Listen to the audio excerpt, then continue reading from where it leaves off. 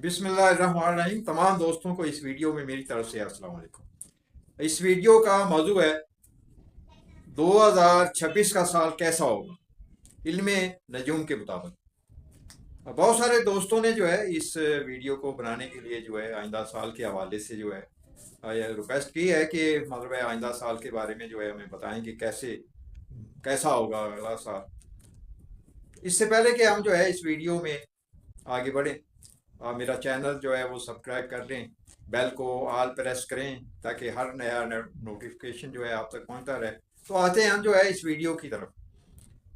2025 में जो है 2024 से जो है कुछ बेहतर हालात हुए हैं। यानी अगर देखा जाए तो मुल्क के दाखिला मामलात में जो नाजायज सूरत कर रहे थे वो मजीद कमज़ोर हुए और हक परस्ती जो है उसने मजीद पावर पकड़ी है।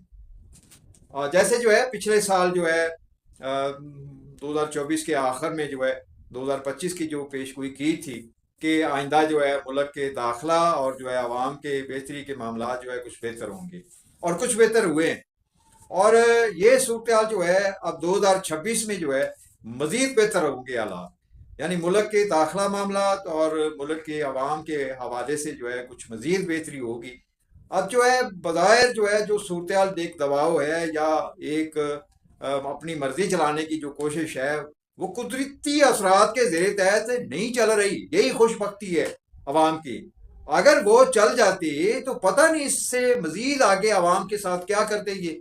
मगर यहाँ जो है इनको जो है ब्रेक लगाना पड़ रही है और कुछ सोचना पड़ रहा है कि अगर यही हालात रहे तो ये लोग तो श्रीलंका, बांग्लादेश, नेपाल की तरह जो है हमारा अशर भी ना करें।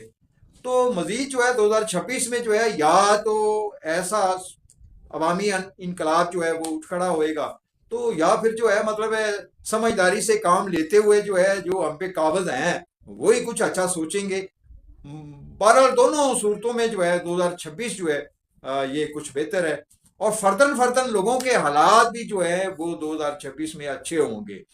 मगर इसकी तफसील जो है वो पर्सनल जायचा से पता चलती है कि वो आया करीबी लोगों के तामन से होगी या किसी शराकतदारी की वजह से होगी या जो है मतलब है दूसरों की मदद से हासिल होगी बेहतरी, या उसका जरिया क्या होगा, करीबी लोग हैं या दूर के लोग हैं या जाती मेरी जो है कोशिश स्ट्रगल से जो है बेहतरी होगी। तो ये तफसीली पर्सनल जायचा से पता चलता है कि ये बेहतरी के असरात जो है वो आपकी किस्मत के मुताबिक जो है किस दरवाजे से होके मिलेंगे।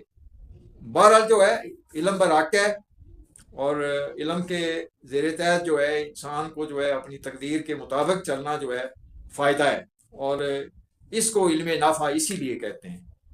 तमाम दोस्तों को मेरी तरफ से वस्सलाम।